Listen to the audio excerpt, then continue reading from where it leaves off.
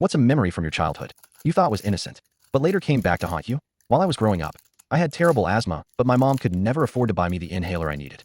I didn't have any other choice, so I suffered through and I coughed my lungs out every day until I was 9. It got so bad some days my teachers would ask me to leave class constantly at school, and when I got home, I would keep going. My mom and I lived in a small basement apartment together, and we had to sleep in the same room.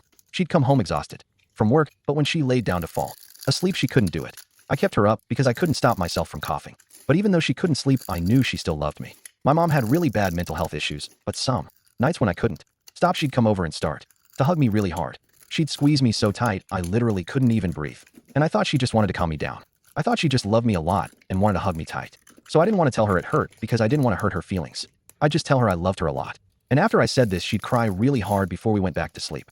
Now that I have my own child, I realize how hard it is to squeeze someone so tight. They can't even breathe. And now I know what was happening. My mom would get so frustrated that I woke her up that she'd try and squeeze me so I couldn't breathe to get me to pass out. So I'd finally stop coughing when I'd tell her I loved her. She'd stop and start crying out of guilt.